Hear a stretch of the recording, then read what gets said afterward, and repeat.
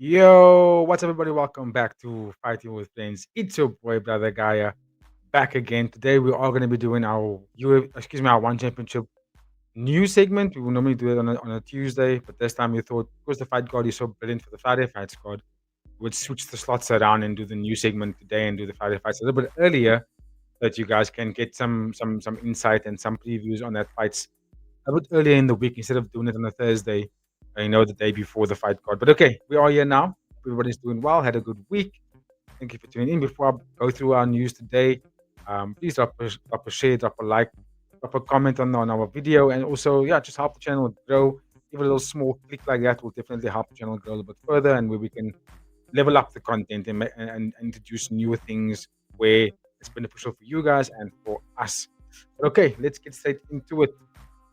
Some fun news coming out today for one championship, and I'll start with the Fight Night 37, where there are some fight news that's been dropping over the last, let's say, 24 hours, 24, 36 hours.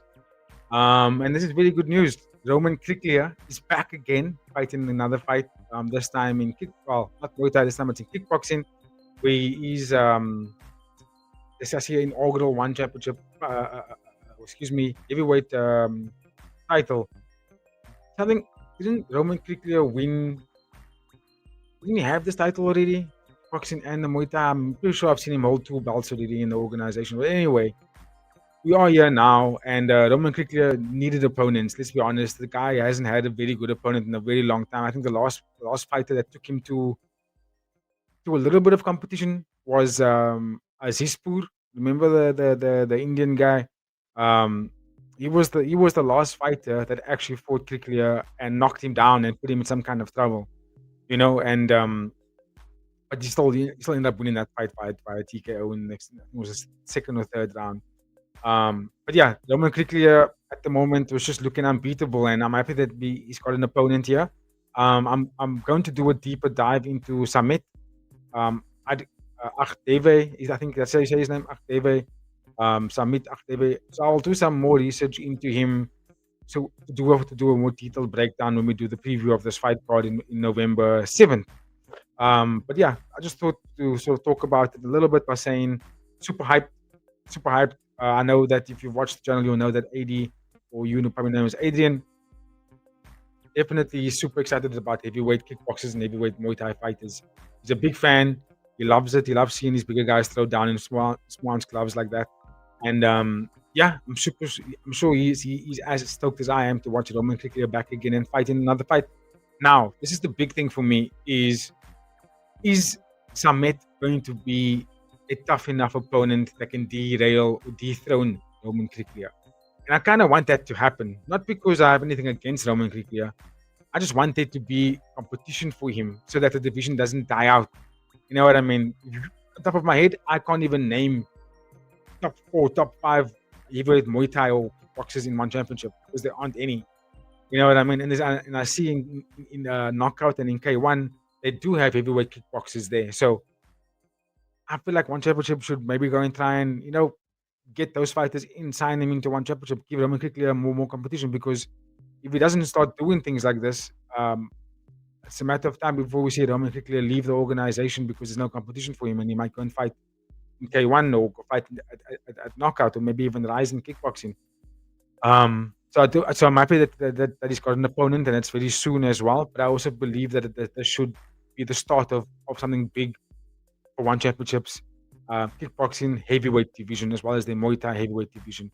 That's what I want to see. I think that's what we all want to see, and we don't want to see a talent like Roman Kryklia go to waste. You know what I mean? And also, if I haven't been following K1 as closely as I should, and something we're going to be start doing going into the new year. At one championship, at Fighting with Friends, we're going to start introducing more previews for the other organizations, just other than UFC and one championship. We're going to be doing K1 and Ryzen as well. And what I noticed at K1 is there's a lot of heavyweight kickboxers that look phenomenal.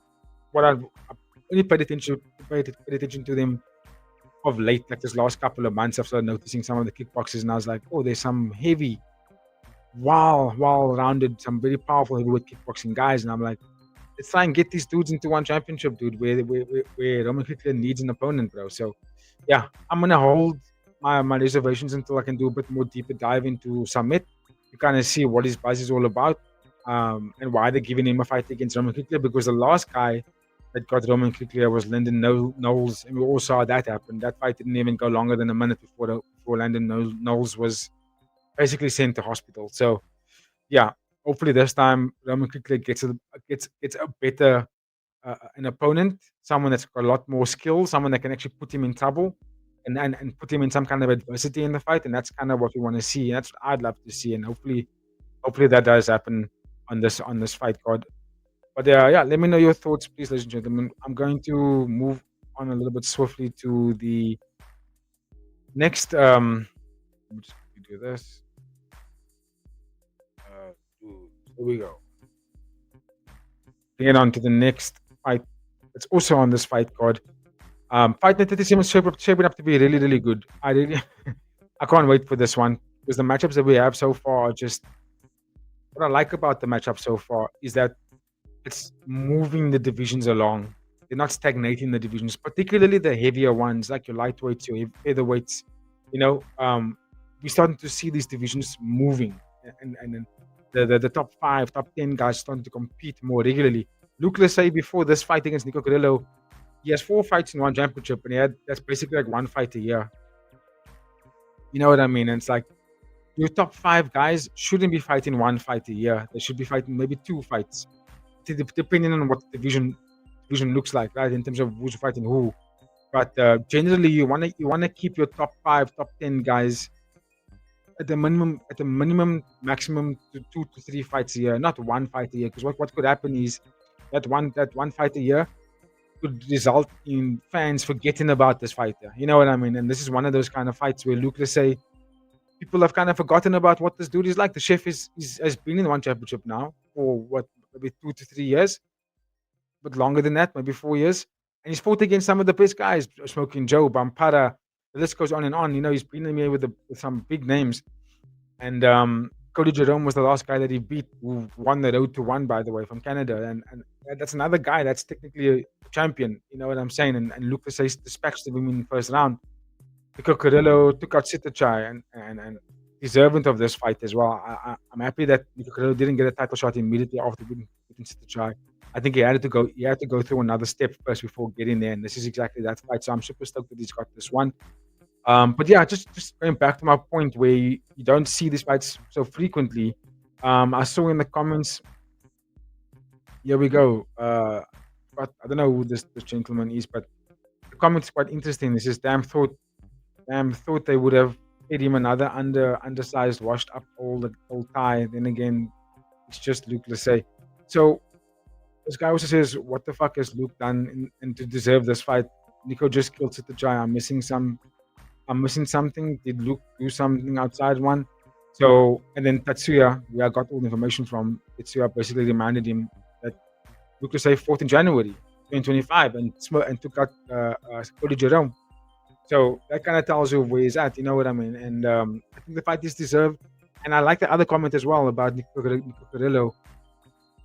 I think about it, like he other than Nabil Nanan, all the other guys that he beat so easily, he's a lot bigger than him. I don't know why people were thinking that Nico Carrillo was never really a big guy when he was fighting in bantamweight. He was a massive bantamweight. He was bigger than all those guys. He towered over everybody. He was more muscular, more powerful than literally everybody. And then he got Nabil Nanan, who was a puzzle that he couldn't figure out, and that's what happened, right? So I'm super stoked. And even when he fought against Sitachai, I'm gonna be straight up here though. Nico Carrillo is a big 155er. I'm pretty sure on fight night he's doing 170. Pretty easy. Pretty easily. He's winning 170 on fight night. And Sitachai doesn't make 170. Sitachai at best is a 150. At best. I don't even know how Sitachai makes 155. I think his best weight is 145, to be honest with you. So yeah, Carrillo's a massive dude. And I think Luke Lissay is gonna match him now in terms of height and size and power. We're gonna see Nico Carrillo go up against someone that's gonna take him toe to toe, basically. Punch for punch, blow for blow. They're gonna go hard with each other. And Luke Lissay is also a big featherweight. He's over 6 foot, if I'm not mistaken. Or he's about 6 foot. Lengthy, very crafty, extremely crafty guy. look, he does get tagged in his fights. We've seen it. He does get tagged. Basically, in his last 3 fights, he's got dropped in all of them. So we understand that he can get cracked, but he's a very crafty dude. And I think now that he's got a better weight cut and he's got a better nutritionist, he's starting to really look a lot sharper in his fights. So does Nico Carrillo as well. But this is going to be a fight where I think Carrillo might get outgunned. You know what I'm saying? Like, as soon as the fighter matches him for size and power, then it's like Nico Carrillo gets exposed, because Carrillo, unlike his buzz, I think he's got the character to be something superstardom for the organization, but his fight style is too power heavy. It's too much of like landing big blows on you, and it's like walk you down and land a lot of big shots. And Luke Lasey is very, very crafty in those moments. When going backwards, he can hit you something that Carrillo won't see coming. He's very, very sharp kind of fighter. I think there's more skills to Luke Lasey than he's over Carrillo, but Carrillo just takes one of those powerful shots to put Lasey down. But this is a very good fight. Very, very good fight for the fight card. And also, again, I'll repeat myself, it's a very good fight for the featherweight division, where the division needs to see movement, right? Because now Prajanchai, God knows what Prajanchai wants to do. It's like he was supposed to get Liu Ming Lang, then he pulled out. I think he's got a different fight coming up now. I can't remember now who it was. There was that one, and then obviously Shadow taking on Liu Ming Lang now. Super One's taking on No Iri. Then Bampada just lost to Shadow. That leaves Luke Lasey, Carrillo. You know what I mean? The division needed to be consistent, because the top of the champion and the former champion and the number one contender are all locked up in the other fights now. You know what I mean? With Prajanchai, in my opinion, shouldn't be chasing down No Iri so badly because he beat you in that fashion. You've got another belt that you can defend in a division, in my opinion, is more dangerous than the kickboxing division. I'm going to say it now. I think Prajanchai shouldn't be focusing so much on No Iri. I personally feel like Prajanchai thinks that that's an easier way, an easier matchup for him to get that title back. And I think that he probably feels, I don't know if he feels this, but from the outside looking in, I look at the featherweight rankings, and look at those fighters that's in the featherweight division right now. Personally, I think Prajanchai feels that these guys are a bigger threat to his title than what No Iri is. Even though No Iri blasted him out like that and threw him out of the water so easily. And I think with them fight again, No Iri will beat him again when it comes to kickboxing. I just think that Prajanchai shouldn't be chasing that down. He's a much better fighter when in the 4-ounce gloves in Muay Thai than he is in the kickboxing rules. So I just think he should try and focus on defending this title. Because look what's happening now. It's causing a little bit of a pause, like a stagnation to the division, especially because Super One's also locked up in another fight, but he has to take that fight because he's the champion in that division, Super One, so he has to take that fight, right? But he's also ranked number 1 in the featherweight in the Muay Thai division as well. So it's like, what now? So what happens to the guys below the two of them, like Shadow and Carrillo and Lasey and Bampada and so on, Smoking Joe, and what happens to these guys? You know what I'm saying? So yeah, I just feel that seeing this matchup showing me that the organization is now trying to focus and hone in on making sure that the top 10 or top 5 of the division fights frequently, so that they can be so the fan base doesn't forget who and where these guys are. You know what I mean? That's the most important thing here. Because yeah, man, when I watched Luke Lasey fight the first time, I was very surprised to see the inactivity. Very surprised. I was like, with this amount of talent and he's only fighting one fight a year, I was like, no, dude. I mean, we've seen fighters fighting that are getting KO'd and then they're fighting 3 weeks later. And I know that it sounds like, oh, that's cool, but at the same time, it also isn't, because like you need to take time to recover these things, because also at the end of the day, these guys are getting punched in the face, not getting tapped out, getting punched in the face. You kind of want to see them take time to recover, put through game plans, go through a good camp, then come back, right? But the turnaround time that I'm seeing for these fighters in one championship is unreal. I mean, Pompet and Yodek Pet's fighting tomorrow, and they fought 5 weeks ago. You know what I'm saying? Oh, that's 5 Friday fights ago, so it's 1 week at a time. So that's five fight cards going back from now. It shows you that these guys make quick turnaround times. So, in my opinion, when it comes to the higher bracket of the divisions, they shouldn't be so stagnant. They should be competing a lot more to keep it in the forefront of the audience's minds, which will obviously include, which will bring in more and more investment from the fans themselves. But yeah, Great fight, great fight. Of course, let me know in the comments what you guys think about these matchups. I will leave the links in the description where you can go and check it out on X, on Tetsuya's account. We can also continue the banter over there if you feel so inclined. But that's a massive fight for that featherweight Muay Thai. Speaking of massive fights, this next one, oh, is unbelievable. This is the one which I thought was going to happen. If you guys have checked out our new segments we did in the past, I have been calling for this fight earlier in the year already. And now we have it. Rambolek is taking on Abdullah Dayakaev. This is official fight. With that bantamweight rankings, people are talking about this could be a number one contenders matchup for the division. Yeah, I can see it. I can see that. I mean, Rambolek, he just beat Dmitry Koftin. Dayakaev knocked out Nanta Chai. Both guys coming off big finishes. Both guys coming off good win streaks. I mean, Dayakaev, I think, if I'm not mistaken, is on a 5-fight win streak. Rambolek is also on a 4 or 5-fight win streak. Let me just remind myself of that again. Either way, bantamweight. Where is the bantamweight? So Rambolek, he just beat. Yeah, he's on a 4-fight win streak. He beat Dmitry Koftin and Param Garati and Sonasen. Big names. Dayakaev, I think he's on a 6-fight or 5-fight, if I'm not mistaken. 4-fight. Beating Nanta Jai, Samapek, Alessio Malatesta, who's fighting tomorrow, and Sibuin. His last loss came to Yod IQ, who's my guy. But yeah, fun fight. This is gonna be a brawl. I'm low-key favoring Dayakaev. Like not favoring. I'm tipping it towards him. It's low-key, just ever so slightly. I think they're evenly matched. I think Rambolek is powerful. There's a lot of things he's gonna have to be very careful in this fight for. Like, for example, he's gonna have to be a lot of patience. He's gonna have to look out for that left to counter. That's Dayakaev's favorite weapon. And he's gonna have to also get respect. With Dayakaev, when you look at how he fights, when he fights anybody, he doesn't respect his opponents. He goes in there to put like stamp wins on them, to let them know that you're lucky to even be in the ring with me. And I feel like that's the kind of fight that needs to be humble. He lost to Yod IQ, but that was a loss that was arguably could have given it to Dayakaev as well. It was so close. So he needs to take a loss where he's reminded that there are other people in the division that are extremely phenomenal, right? Rambolek, is he the guy to take Dayakaev out in that fashion? Possibly. Rambolek is powerful, massive bantamweight as well.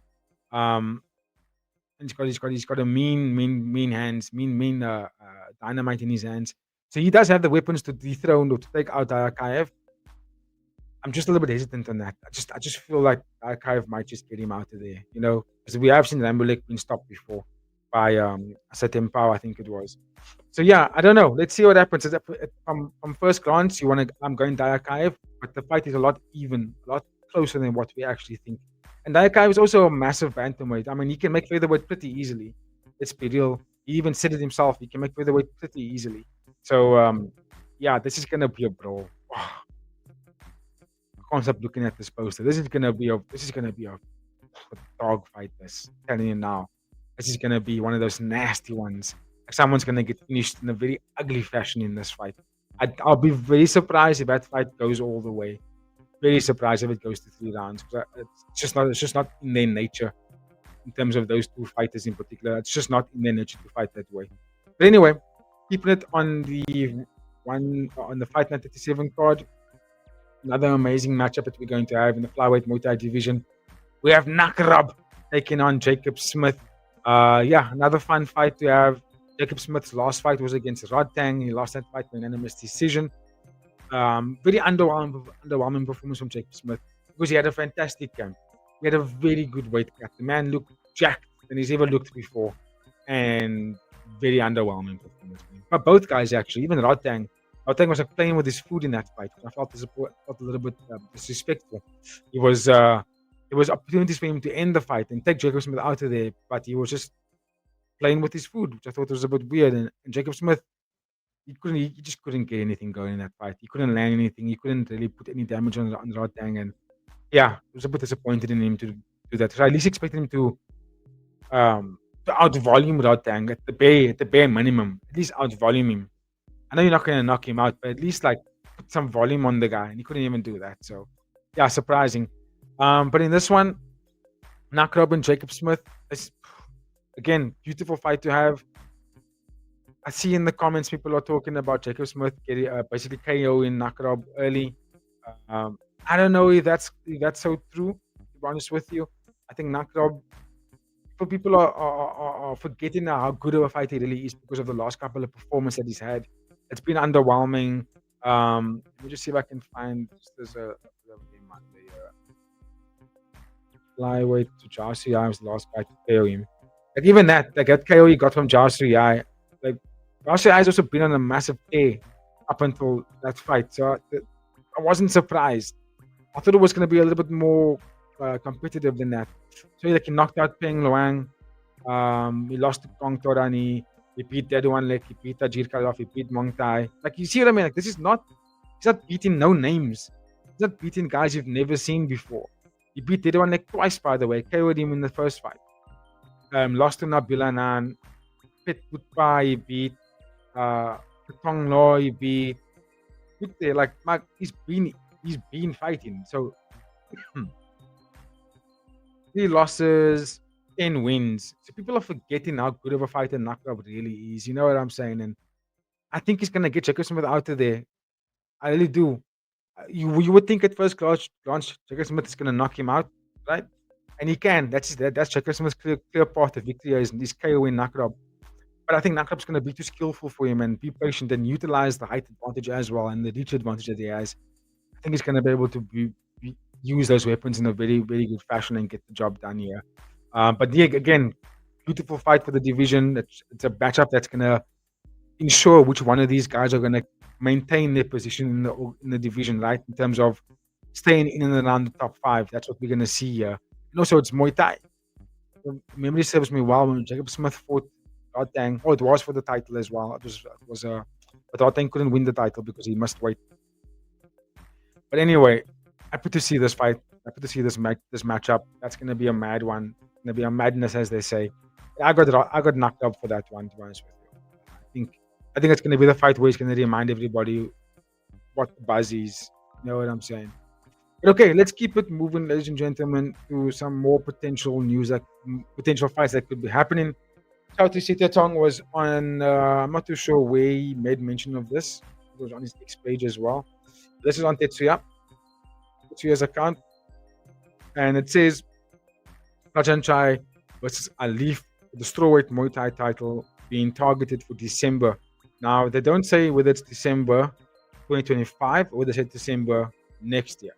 I highly doubt it will be December next year because that will be too far away. And there was news about this fight earlier in the year when Aliff beat. Who did Aliff beat? He beat. Who was his last fight? And he put in a masterful performance. Aliff.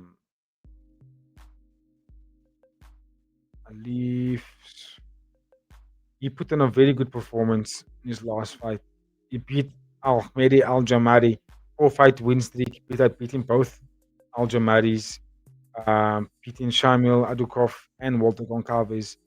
Only lost to Zhang Paiman and Alice Ede Barboza. So yeah, Aliff put himself in a good win streak to maybe get the title contention. And when they faced off in the ring for this fight, it caused an uproar because I think the fight people wanted to see was Prajanchai versus JDB, and we got that fight. That fight's taking place next week Saturday. So yeah, I think for this fight to take place, it all depends on what Prajanchai looks like come next week. Whether doesn't depend whether he wins or loses. It's more about what does it look like at the end of the fight. Does he take a lot of damage? Is he KO? Is it a broken leg, a poked eye, an injury, a cracked rib, broken hand? All these things could play a factor whether or not this fight's going to happen, right? But if it all goes well, win or lose, Prajanchai is still healthy. I think we will definitely see this fight in December. And I'll tell you why we will see this fight in December. Because Chaudhry had made mention about. Just see here. Yeah, he had made mention about 174, which could be taking place in December. There you go. Chaudhry Sittatong says that 1174 will take place in December. Keyword is will take place in December, with an official announcement coming next week. Looking forward to that one. He adds that it will be even bigger than 173. The location will most likely be Malaysia. Malaysia. So the fact that he's making it Malaysia, and Aliff is from Malaysia. See where I'm going with this? So I think that's what we're gonna see as the announcement here, is that they're gonna do 173, and it's gonna be December 2025. I don't think it's gonna be next year. That's gonna be the announcement. They're gonna go back to Malaysia. I don't know if they've been there. Last time they've been there was like a Christian Lee fight, if I'm not mistaken. It's been a while since they've been there, and they're going back now. And yeah, Aliff and Jojo, and there seems to be a good influx of Malaysian fighters coming in. Riftin, Adam. There seems to be a very good influx of Malaysian stars now coming into the organization again, and looking forward to it, guys. Looking very much forward to it. This is coming from Uncle Chowdhury. So yeah, super hyped, super hyped. I think we will see that fight, regardless of what the outcome is, from Prajanchai versus Jonathan Diabella next week, October 4th. October 4th for South Africa, October 3rd for the Asian market. That's when we will, after what happens in that fight, we will probably get the announcement. Doesn't matter if Prajanchai loses or wins that fight. That's going to be a kickboxing title anyway. So, and then we'll still obviously have the Muay Thai title, and he has to defend it. Has to defend that title as well. And yeah, who else can take him on other than Aliff? You know what I mean? At this point, I think Aliff is a very much a worthy opponent for Prajanchai's for his title.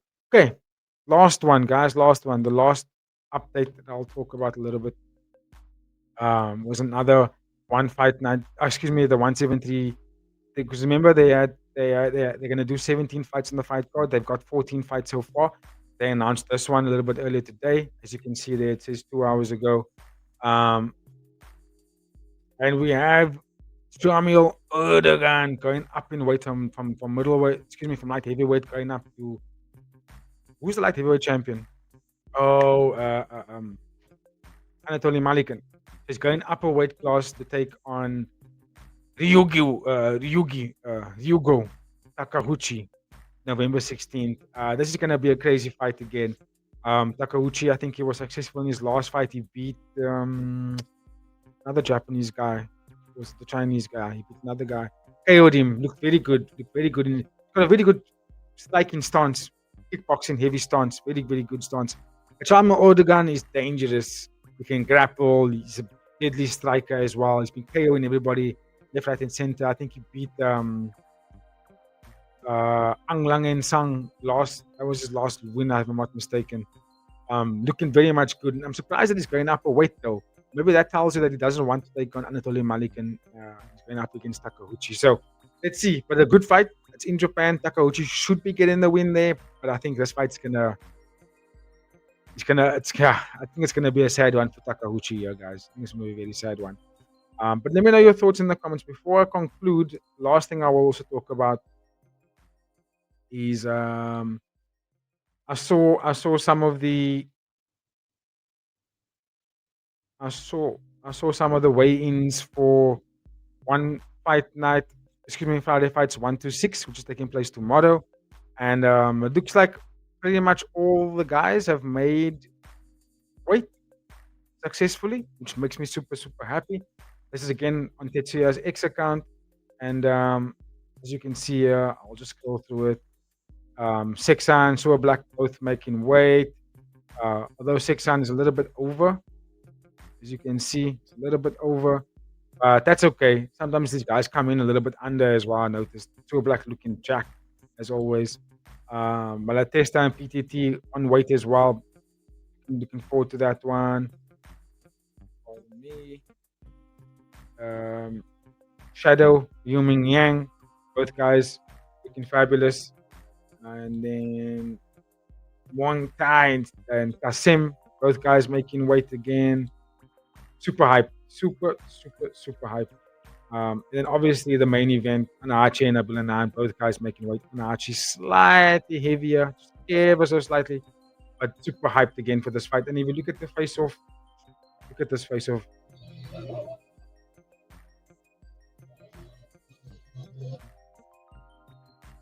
I've never seen Nabil and Andre act like this before. Never seen him so upset before.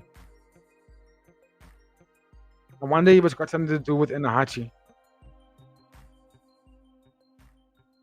I wonder. But that's because we don't often see these kind of things, right? We don't often see these kind of things. Tetsuya saying Nabil's going to win. I mean, we don't often see this kind of stuff happening, but I think this reaction from Inahachi is probably scared. Fighters usually aren't scared, but they will tell you the honest truth. They get the fear. They eat sometimes that I'm gonna get beaten here today, guys. I think this I've never seen Anahachi behave like this before. Like sometimes he gets into fighters' faces and he puts on very like intense stay downs but the reaction I'm seeing here is a reaction of someone that probably feels like like they're mismatched. Like they're outgunned in this one here, you know what I mean? So yeah, can't wait for it. That's gonna be tomorrow. We will be doing our live watch along for that fight for tomorrow at 2:30 South African time. So please stay in tune for that one. We will love to see everybody there. It's gonna be absolutely amazing. That fight card is stacked from top to bottom. It's sold out. It's gonna be a fun one. But okay, ladies and gentlemen, that is my time. Thank you for tuning in. Please drop a like on the video, drop a share, drop a comment. Let us know where you watch it from. Let us know who you have on that fight card tomorrow, as well as also the matchups that I spoke about today. Let me know your thoughts on some of the. What do you think about some of these cool fights coming up as well, especially for that heavyweight division? That's one that's missing in terms of fighters, and now we finally got something happening there. So yeah.